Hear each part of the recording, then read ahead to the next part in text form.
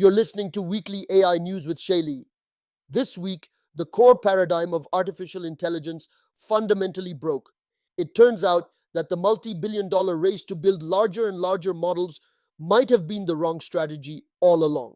For years, we've been told that to get more intelligence, we need more GPUs, more data, and more power.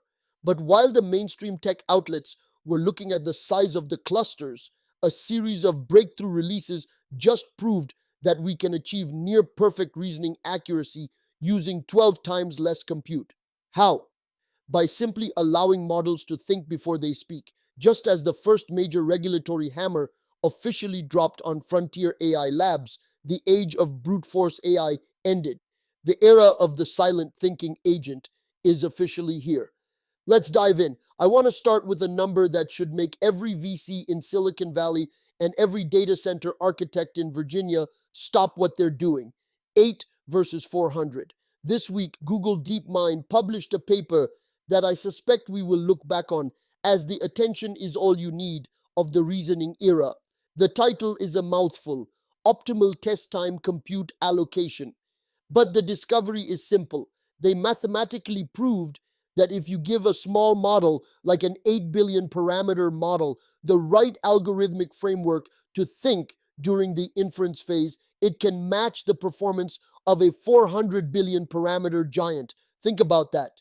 We're talking about an 88.4% score on the Math 5 benchmark.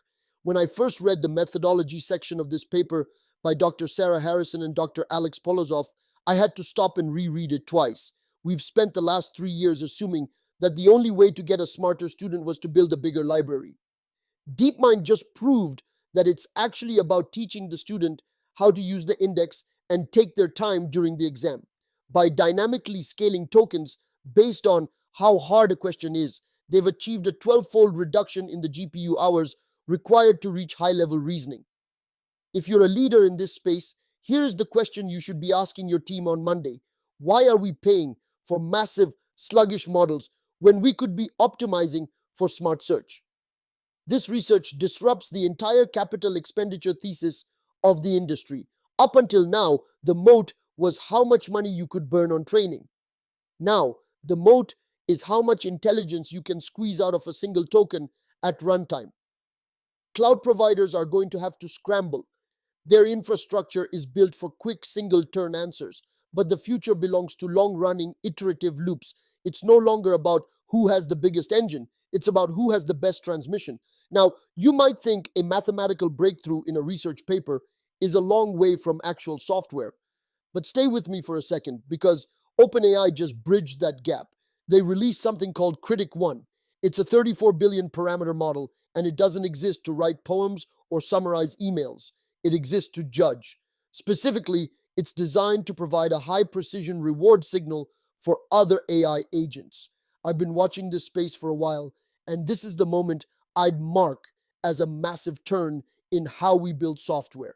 In my book, Making Money Out of Data, I talk about the trust gap, the distance between an AI generating a result and a human being willing to bet their business on it.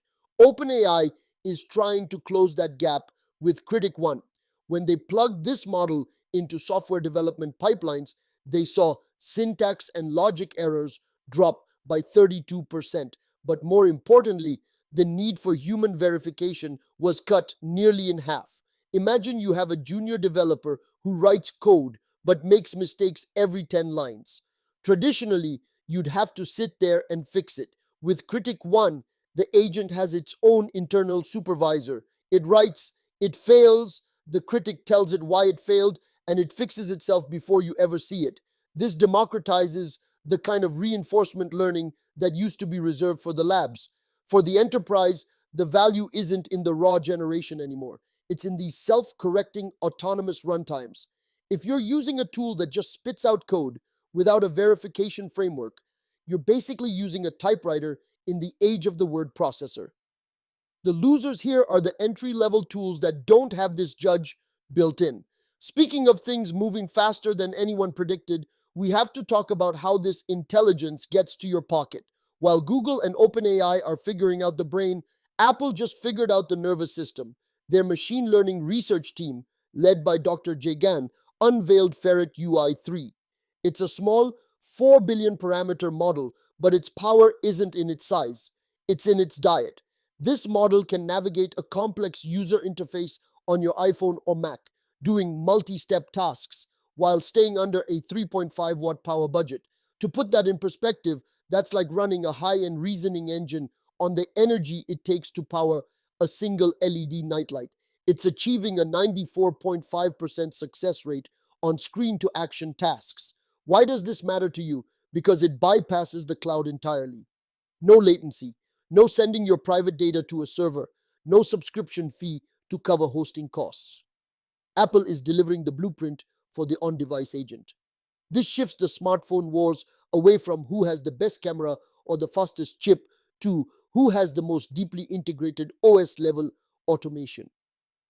If your competitor's agent has to travel to a data center and back just to tell you what's on your screen, they've already lost.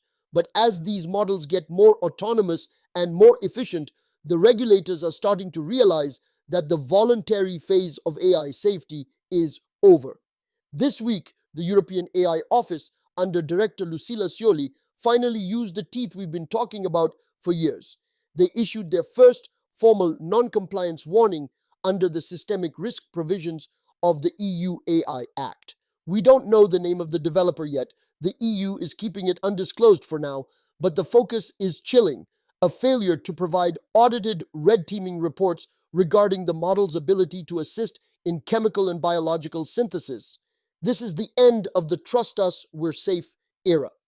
The EU is demanding 45-day remediation, or they start talking about fines of up to 35 million euros or 7% of global turnover. Here's the so what for the global landscape. This enforcement establishes a precedent that might actually backfire. If the compliance bottleneck becomes too tight, frontier developers might just stop releasing their best models in Europe. We are looking at a potential fracture where the US and Asia Pacific regions sprint ahead with highly capable agents, while Europe builds a regulatory wall that keeps the risks out but also keeps the progress out. It's a high stakes game of chicken. While the regulators are building walls, Mistral is busy commoditizing the entire field. They just dropped Mistral Agentic 72B. If you want to know why Arthur Mensch is such a formidable CEO, look at the timing of this release. This model is custom trained for one thing: high frequency API tool calling and generating perfect JSON. It outperforms Meta's Llama 370B by 18% on the Toolbench benchmark. Mistral isn't trying to build a digital god. They are building a digital plumber. They've optimized the weights of the model to eliminate the parsing errors that break corporate automation. For a long time, if you wanted to build a serious enterprise agent, you were locked into OpenAI or Google because their models were the only ones that could follow instructions reliably. Mistral just broke that lock. They are offering this for $1.50 per million input tokens. That is a direct shot at the margins of every closed source provider. They are turning high-end corporate automation into a commodity.